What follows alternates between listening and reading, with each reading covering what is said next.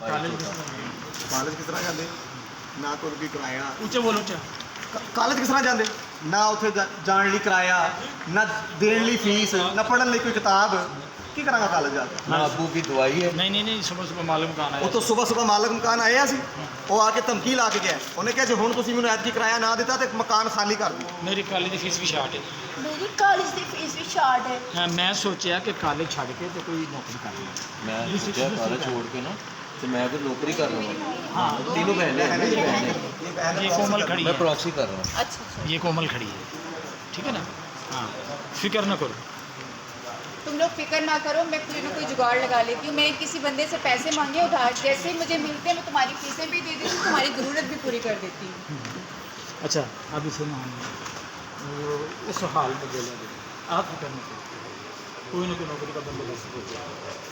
मैंने उधार पैसे मांगे वो भी मिले।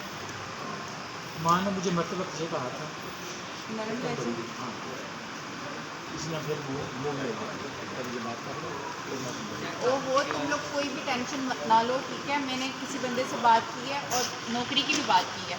जैसे उधार मिलेगा मैं तुम लोगों की फीसें भर दूँगी और नौकरी मिलते सारी प्रॉब्लम सॉल्व हो जाएंगी, क्योंकि मुझे माँ ने मरते वक्त कहा था कि तुम इन सबकी अब वहाँ इसलिए ध्यान रखिए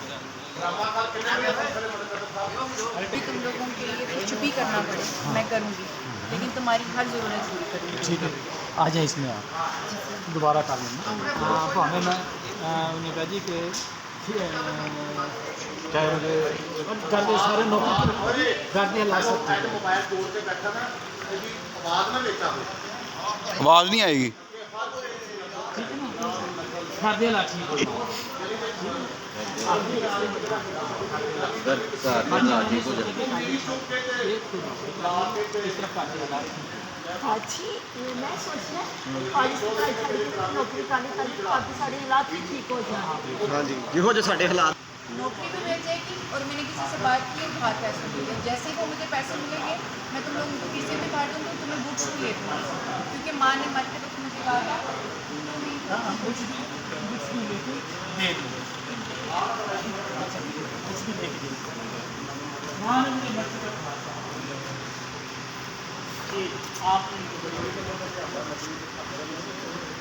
आप माँ मरते वक्त तुम लोगों की जिम्मेदारी मुझे दे दी, उन्होंने जिम्मेदारी अच्छे से निभाई। ठीक है तो आ गया बात हमारा आओ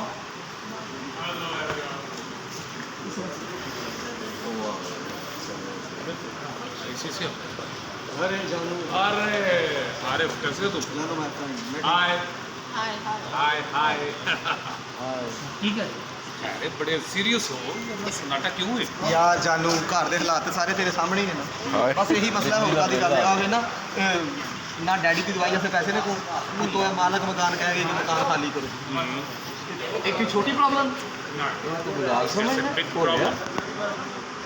हाँ कितने बड़े दुख ने साढ़े अच्छा जी ਛੱਡ ਦਿਓ ਤੁਸੀਂ ਕਿਆ ਉਹਨੇ ਕਰਨੀ ओए अब अपना जाति की प्रॉक्सी करें। ਇਹ ਆਪਣੀ ਆਦਤ आया ਹੈ भैन है ना दी तीसरी यार तुम ना अच्छा नहीं कर रहे सर जो जिसमें मशीन चाह रहे हैं उन्हें नहीं हो सही कह रहे हैं। ये ज़बरदस्त सीन है, इसमें तो हमने प्रॉक्सी कर रहा हूँ। इसलिए हमने छोड़ना है कुछ ताकि अगले सीन पे लोगों को पता चले। ਠੀਕ ਹੈ ਜੀ फर्स्ट जुमला मेरा क्या होगा? आप तो बता करो हाय तुम्हारे का तो ठीक ਕਾਦੇ है। ਮੂੰਹ ਬਣਾਏ हेलो एवरीवन, हाय ਫਿਲਹਾਲ ਬਸ ਕਾ ਤੋਂ ਮੇਰੀ हाय, बात कैसी हो रेशम?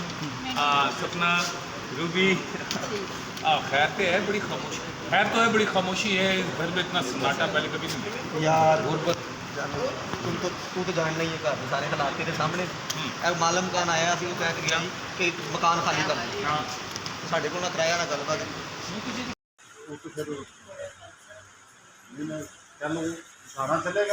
ਆਪ ਨੂੰ ਪ੍ਰਮੋਟਰ ਬਣਾਓ ਜਿਨੇ ਇਸ ਚਾਲ ਤੇ ਚੱਲਣਾ ਹੈ ਕਿ ਇਹ ਤੇਰੇ ਲਈ ਉਸਤਾਦ ਮੰਗਾਇਆ ਤੇ ਗਾਣਾ ਲੱਗੇਗਾ ਤੂੰ ਕਰਕੇ ਦਿਖਾਏਗਾ ਤੇ ਫਿਰ सर ਹੁਣ सर धन्यवाद।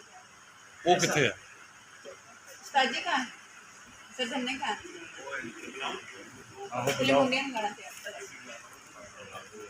चलो दो अटैची है, अगर बहुत एजेंट हो एक जाए। मिनट की बुला लो बुलाना ਓਏ ਅੱਜ ਕੋਈ ਨਹੀਂ ਜਾਂਦਾ ਹੁੰਦਾ ਕਈ ਦਾ ਫਲਾਣਿਆਂ ਉਹਨੂੰ ਬੁਲਾ ਕੇ ਲਿਆ ਫਿਰ ਜਾਣਗੇ